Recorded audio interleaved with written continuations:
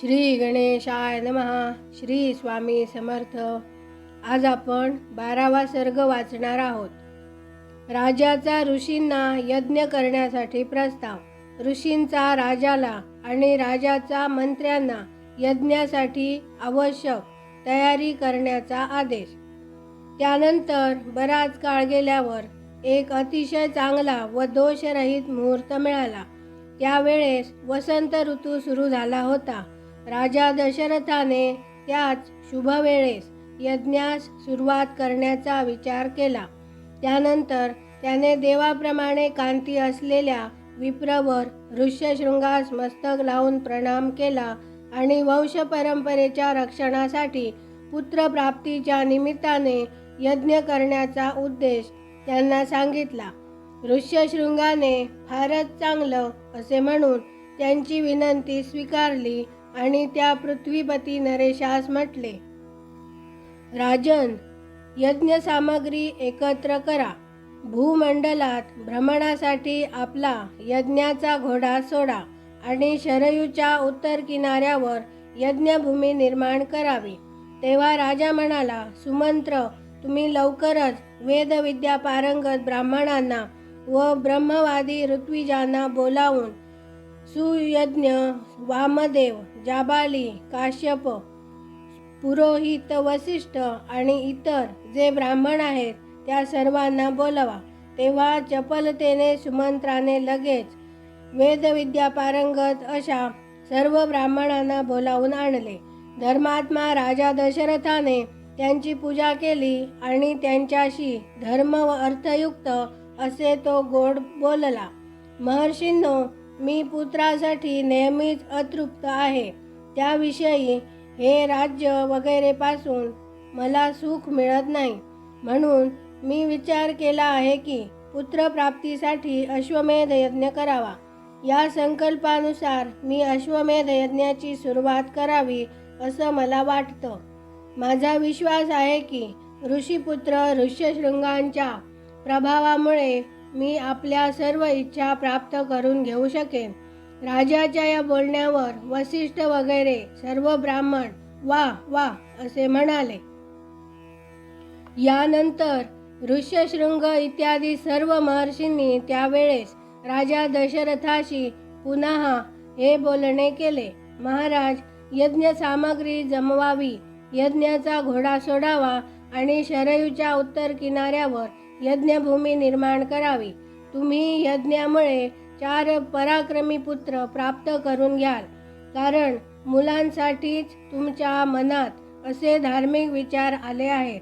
ब्राह्मणांचे हे बोलणे ऐकून राजाला फार आनंद झाला. त्याने आनंदाने आपल्या मंत्र्यांना ही शुभवार्ता सांगितली. गुरुजनांच्या आज्ञेप्रमाणे तुम्ही लोक लगेच माझ्यासाठी यज्ञ सामग्री जमवा. शक्तिशाली वीरांच्या संरक्षणात यज्ञ अश्व सोडा आणि त्याच्याबरोबर प्रधान ऋत्विजही राहतील. शरयूच्या उत्तर तीरी यज्ञभूमी निर्माण व्हावी व शास्त्रोक्त विधीनुसार क्रमानं शांतिकर्म, पुण्याहवाचन इत्यादींचं विस्तारानं अनुष्ठान करावं. त्यामुळे विघ्नहरण होतं. जर या श्रेष्ठ यज्ञात कष्टप्रद अपराध होण्याची भीती नसेल तर सर्व राजे यांचं संपादन करू शकतात. पण असं होणं कठीण आहे, कारण ते विद्वान ब्रह्मराक्षस यज्ञात विघ्न आणण्यासाठी वाटच पाहत असतात. विधिहीन यज्ञ करणारा यजमान तत्काळ नाहीसा होतो. म्हणून माझा हा यज्ञ विधिपूर्वक पूर्ण व्हावा असे उपाय करावेत. तुम्ही सर्व लोक हे साध्य करण्यासाठी समर्थ आहात.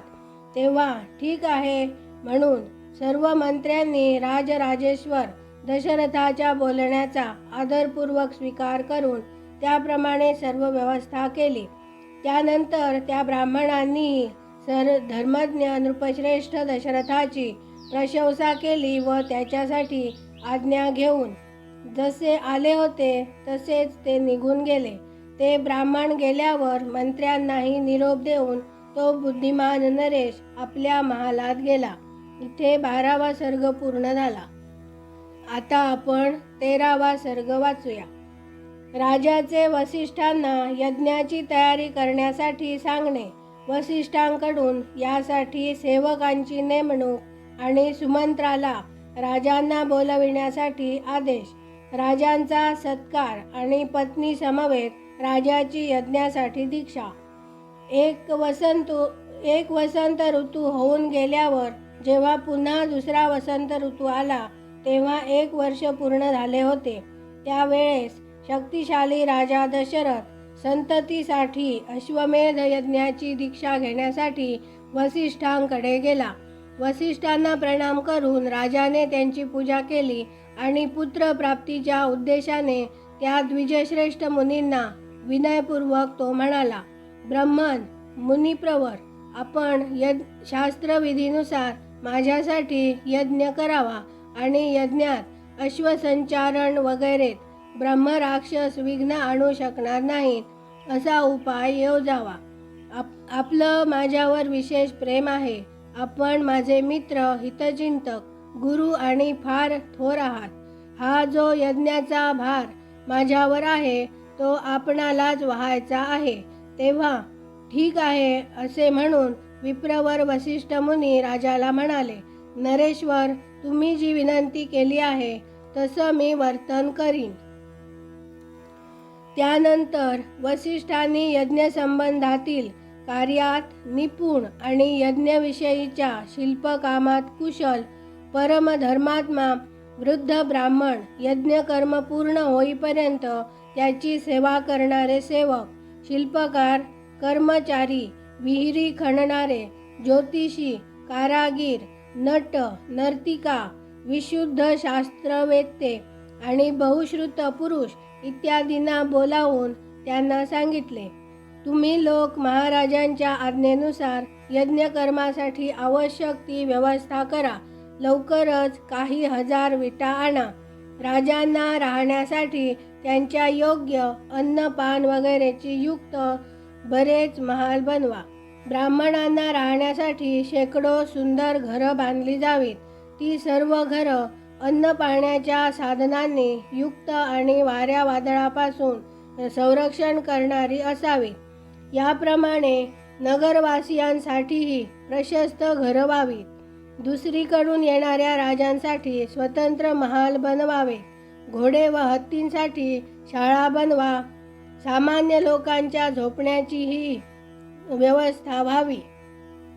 विदेशी सैनिकांसाठी मोठ्या छावण्या झाल्या पाहिजेत. जी घरं बांधाल त्यात खाण्यापिण्याचा मोठा साठा असला पाहिजे. त्यात सर्व पाहिजे ते पदार्थ उपलब्ध असले पाहिजेत आणि नागरिकांनाही फार चांगलं अन्न भोजनासाठी दिलं पाहिजे. ते सुद्धा विधिपूर्वक सत्कारानं, अवहेलनेने नाही.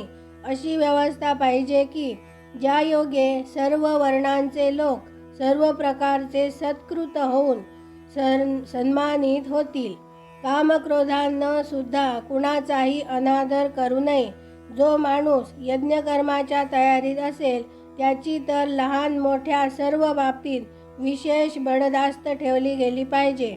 जे सेवक व कारागीर धन, भोजन इत्यादीद्वारा सन्मानित होतात ते सर्व परिश्रमपूर्वक काम करतात. त्यांनी केलेलं सर्व काम सुंदरच असतं. त्याचं कुठलंच काम बिघडत नाही. म्हणून तुम्ही सर्व लोक प्रसन्न चित्तानं मी सांगितलेलं तसंच करा. तेव्हा ते सर्व लोक वसिष्ठांना भेटून म्हणाले, आपल्याला जसं अपेक्षित आहे त्याप्रमाणेच चांगली व्यवस्था होईल. कोणतंच काम बिघडू देणार नाही. आपल्या सांगण्याप्रमाणेच आम्ही करू. त्यात कुठलीच त्रुटी राहणार नाही. त्यानंतर वसिष्ठांनी सुमंताला बोलावून सांगितले, या पृथ्वी तलावर जे जे धार्मिक राजे, ब्राह्मण, क्षत्रिय, वैश्य आणि हजारो शूद्र आहेत त्या सर्वांना या यज्ञाला येण्याविषयी निमंत्रण करा.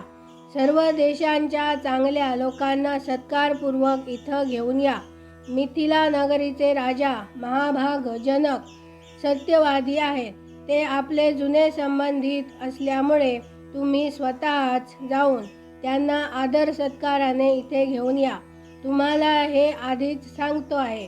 याचे कारण याचप्रमाणे काशीचे राजेही आपले मित्र आहेत व नेहमीच चांगले बोलणारे आहेत. ते सदाचारी आणि देवतातुल्य तेजस्वी आहेत, म्हणून त्यांनाही स्वतः जाऊन घेऊन या. कैकय देशाचे वृद्ध राजे मोठे धर्मात्मा आहेत. ते दशरथ राजांचे सासरे आहेत, तेव्हा त्यांनाही पुत्रासमवेत इथे घेऊन या. कोसलराज भानुमंतासही सत्कारपूर्वक घेऊन या. मगध देशाचे राजे जे शूर, सर्वशास्त्र विशारद, अतिशय उदार व पुरुषश्रेष्ठ आहेत, त्यांना स्वतः जाऊन घेऊन या.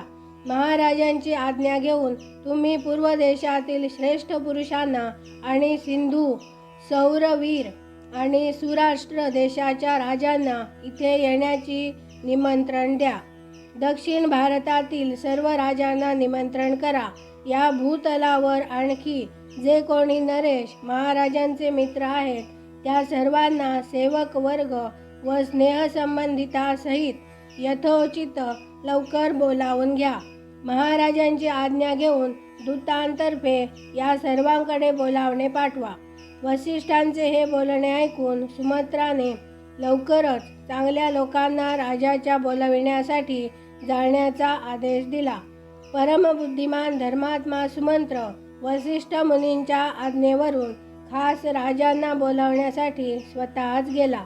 यज्ञाच्या व्यवस्थेसाठी जे सेवक नेमले होते, त्या सर्वांनी येऊन त्या वेळेपर्यंत यज्ञासंबंधी जे जे काम पूर्ण झाले होते त्याबद्दल माहिती महर्षी वसिष्ठांना दिली. ते ऐकून द्विजश्रेष्ठ मुनी प्रसन्न झाले आणि त्या सर्वांना म्हणाले, पुरुषजन हो, कोणालाही काहीही द्यायचं असेल ते अवहेलने न देता कामा नये, कारण अनादरपूर्वक दिलेलं दान नष्ट करत ते यात संशय नाही. त्यानंतर काही दिवसांनी राजे लोक महाराज दशरथासाठी बऱ्याच रत्नांची भेट घेऊन अयोध्येत आले. त्यामुळे वसिष्ठ ऋषींना फार आनंद झाला. त्यांनी राजाला म्हटले, पुरुषसिंह, तुमच्या आज्ञेवरून हे लोक इथे आले आहेत आणि नृपश्रेष्ठा, मी सुद्धा यथायोग्य त्या सर्वांचा सत्कार केलेला आहे. आपल्या कार्यकर्त्यांनी पूर्ण सावधानतेने यज्ञासाठी सर्व तयारी केलेली आहे. आता तुम्ही यज्ञ करण्यासाठी यज्ञमंडपाजवळ चलावं. राजेंद्र, यज्ञमंडपात सर्व लागणाऱ्या वस्तू एकत्र केलेल्या आहेत. आपण स्वतः जाऊन बघावं. हा मंडप इतक्या लवकर बनविला गेला आहे की जसा काही मनात नुसती इच्छा आणल्याबरोबर लगेच तयार झाला आहे.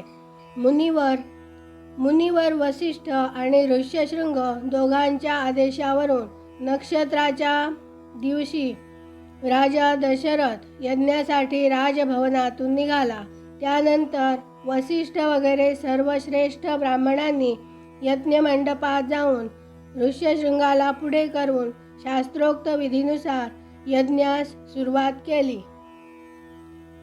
पत्नींबरोबर श्रीमान अवधनरेशांनी यज्ञाची दीक्षा घेतली. इथे 13वा सर्ग पूर्ण झाला. मंडळी, ही रामकथा वाचत असताना अक्षर लहान असल्याने आणि काही वेळा ती पुसट दिसत असल्याने नजर चुकीमुळे एखाद्या वेळेस उच्चार मागे पुढे किंवा चुकीचा झाला असल्यास प्रभू श्रीरामांची आणि श्रोते हो, तुम्हा सर्वांची क्षमा मागते. आमचा व्हिडिओ आवडल्यास व्हिडिओला लाईक, शेअर आणि आमच्या सिया महाबळ या चॅनलला सबस्क्राईब करा आणि तुमचा अभिप्राय आणि सूचना कमेंटमध्ये लिहायला विसरू नका आणि बेल आयकॉनला क्लिक करा. धन्यवाद. जय जय श्रीराम.